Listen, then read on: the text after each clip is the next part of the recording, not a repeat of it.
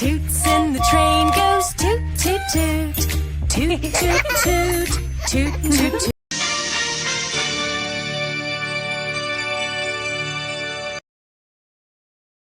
नवेली गांव में गोपी नाम का एक मछुआरा अपनी पत्नी नीशू के साथ रहता था। वह रोज अंधेरे घर से नदी की ओर निकल जाता और वहां जाल डालकर दिन भर मछली पकड़ता था। शाम तक जितनी मछली पकड़ पाता उसे बेचकर प्राप्त पैसों से अपना घर चलाता था। आमदनी अधिक नहीं थी, क्योंकि कभी ढेर सारी मछलियां फंसती तो कभी बहुत ही कम। जैसे तैसे उसके दिन गुजर रहे थे। इस पर भी वह संतुष्ट था और सुख चैन से अपना जीवन जीने की कोशिश करता था। लेकिन उसकी पत्नी लालची किस्म की थी। चाहे वह कितने ही पैसे घर लेकर आए, वह कभी खुश नहीं होती और उसे उलाहना दिया करती थी।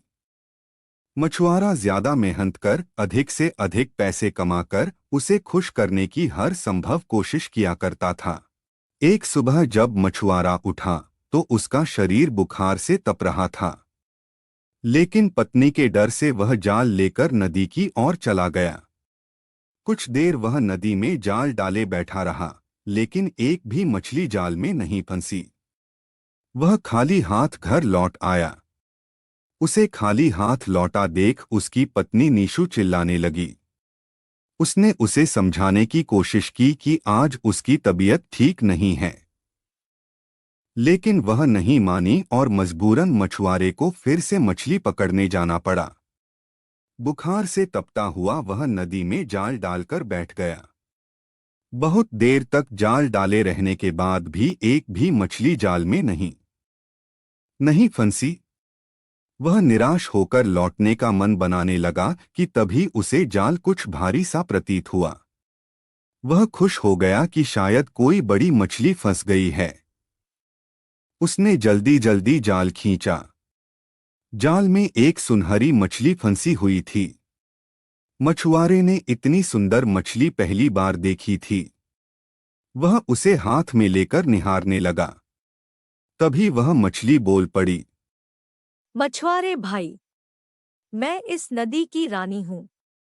मुझ पर दया करो, मुझे छोड़ दो। तुम मुझे छोड़ दोगे तो मैं तुम्हारी हर इच्छा पूरी करूंगी।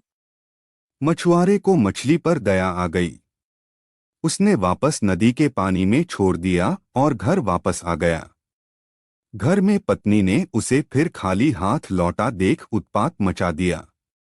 मछुआरे ने उसे किसी तरह शांत कर सुनहरी जादुई मछली की बात बताई। सारी बात जानकर उसकी पत्नी भड़क गई कि जब जादुई मछली हर इच्छा पूरी करने तैयार थी, तो तुमने कुछ मांगा क्यों नहीं? उसने जबरदस्ती मछुआरे को नदी पर वापस भेजा और जादुई मछली से खाने पीने का सामान मांगकर लाने को कहा। मछुआरा नदी पर पहुंचा और किनारे खड़े होकर जोर से चिल्लाया, मछली रानी, मछली रानी, बाहर तो आओ, मेरी एक विनती सुन लो। कुछ ही देर में नदी के पानी में हलचल हुई और सुनहरी जादुई मछली पानी के ऊपर आ गई।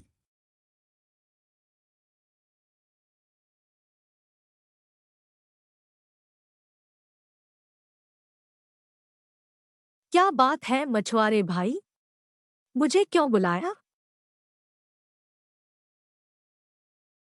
आज घर पर खाने का कुछ सामान नहीं है।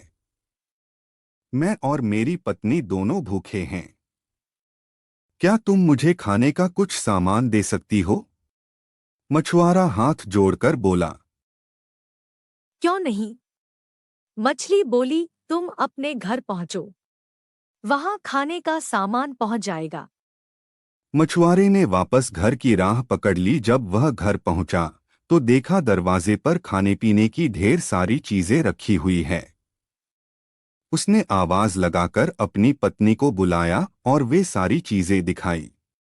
उसकी पत्नी खुश हो गई। सारी चीजें घर के अंदर रखने के बाद मछुआरा बैठा ही था कि पत्नी बोली, तुम भी क्या बस खाने पीने की चीजें ही मांग कर लाए?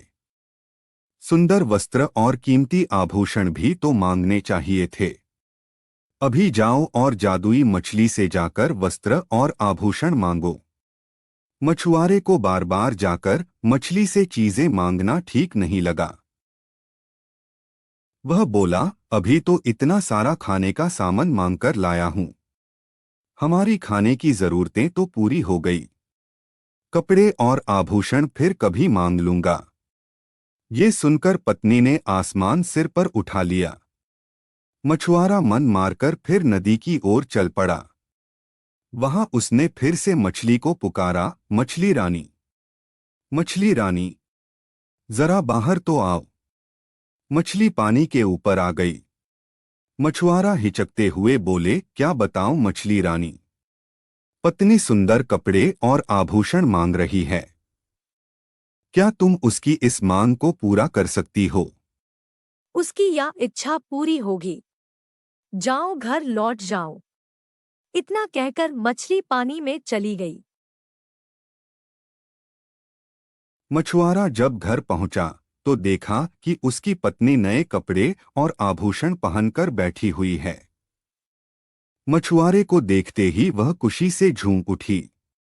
अपने नए कपड़े और आभूषण दिखाते हुए वह बोली, सुनो जी, मैं इन कपड़ों और आभूषणों में किसी रानी से कम नहीं लग रही हूं। ऐसे में इस झोपड़ी में रहना कहाँ शोभा देता है। तुम ऐसा करना कि कल सुबह जादुई मछली से एक महल मांग लेना। मछुआरा क्या कहता? कलेश के डर से वह चुप रहा। अगली सुबह पत्नी ने उसे उठाया और जादुई मछली के पास भेज दिया। नदी के किनारे खड़े होकर मछुआरे ने फिर से मछली को बुलाया, मछली रानी, मछली रानी, जरा बाहर तो आओ। जादुई मछली पानी के ऊपर आई तो मछुआरा बोला, मछली रानी, मेरी पत्नी ने पूरा जीवन गरीबी में व्यतीत किया है। वर्षों से झोपड़ी में रहते रहते उसने बहुत दुख झेले हैं। क्या तुम उसके रहने के लिए एक महल बना सकती हो? उसकी ये इच्छा भी पूरी होगी, कहकर मछली पानी में चली गई। जब मछुआरा घर पहुंचा तो देखा कि उसकी झोपड़ी के स्थान पर आलीशान महल खड़ा हुआ है। अंदर जाने पर उसने देखा कि उसकी पत्नी सज संवर कर बैठी हुई है। वह बहुत खुश थी। जब मछुआरा उसके पास गया तो बोली, महल तो रानी जैसा मिल गया है, लेकिन बिना सेवक सेविकाओं और सुख सुविधा के सारे सामान के रानी होने का क्या लाभ। कल तुम मछली से सेवक सेविकाएं और सुख सुविधा का सारा सामान मांग लेना। मछुआरा ने पत्नी को समझाने की कोशिश की, लेकिन पत्नी नहीं मानी। अगले दिन मछुआरे ने जादुई मछली से नौकर चाकर और सुख सुविधा के सारे सामान मांग लिए। घर लौटने पर उसे अपनी पत्नी सोने के पलंग पर आराम करती हुई दिखी। सेवक सेविकाएं उसकी सेवा में लगे हुए थे। उसकी पत्नी बहुत खुश थी। कुछ दिन उसने बड़े मजे से काटे, लेकिन फिर उसके मन में नई इच्छा ने जन्म ले लिया। एक दिन वह मछुआरे से कहने लगी, मैं इस महल की रानी तो बन गई, लेकिन अब मैं इस पूरी पृथ्वी की रानी बनना चाहती हूँ। जाओ जादुई मछली से कहो कि मुझे इस पृथ्वी की रानी बना दे। मछुआरा अपनी पत्नी की रोज रोज की इच्छाओं से तंग आ चुका था और इस बार तो हद हो चुकी थी। उसने मछली के पास जाने से मना कर दिया। इस पर उसकी पत्नी लड़ने झगड़ने लगी। इस पर भी जब मछुआरा तैयार नहीं हुआ तो उसने उसे महल से निकाल दिया। दुखी मछुआरा फिर से नदी पर गया और जादुई मछली को पुकारने लगा, मछली रानी, मछली रानी, जरा बाहर तो आओ। जादुई मछली तैरकर पानी के ऊपर आ गई और बोली, क्या बात है? अब तुम्हारी पत्नी की क्या इच्छा है? कहो, क्या चाहते हो? मछुआरा बोला, अब तक मैं हर बार अपनी पत्नी की इच्छा लेकर तुम्हारे पास आया करता था। आज अपनी इच्छा लेकर आया हूँ। मैं चाहता हूँ कि तुमने अब तक हमें जो भी दिया है वह सब वापस ले लो। एक बात मुझे समझ आ गई है कि इच्छाओं का कोई अंत नहीं है। तुम जितना देती रहोगी मेरी पत्नी उतना मांगती रहेगी। वह कभी संतुष्ट नहीं होगी और बिना संतुष्ट हुए वह कभी खुश नहीं रह पाएगी। मछली बोली और वह पानी में चली गई। मछुआरा जब अपने घर पहुंचा तो महल गायब हो चुका था। उसके स्थान पर उसकी झोपड़ी आ गई थी। अंदर जाने पर उसे फटे पुराने कपड़ों में अपनी पत्नी दिखी। मछुआरे को देख वह रोना पीटना मचाने लगी कि महल, धन दौलत, सेवा सेविकाएं, आभूषण कुछ भी न रहा। मछुआरे ने उससे कहा कि अपनी आंखों पर पड़ा लोभ का पर्दा हटाओ तो तुम्हें इस गरीबी में भी सुख नजर आएगा। जितना लालच करोगी उतना और लालच बढ़ेगा। इसलिए जीवन में जो है उसमें संतुष्ट रहना सीखो। मैं अपनी मेहनत से जो भी रुखी सूखी लाऊं उसमें खुश रहने को तैयार हो तो मेरे साथ रहो, नहीं तो मैं जाल लेकर जा रहा हूं। पत्नी अकेले कैसे रहती? उसे एहसास हुआ कि वह लालच में अंधी हो गई थी। उसने अपने पति को बहुत दुख दिए हैं। वह मछुआरे से क्षमा मांगने लगी। उसके बाद वह जीवन में जो मिला उसमें अपने पति के साथ संतुष्ट रही। इस कहानी से हमें यह सीख मिली कि लालच का कोई अंत नहीं है।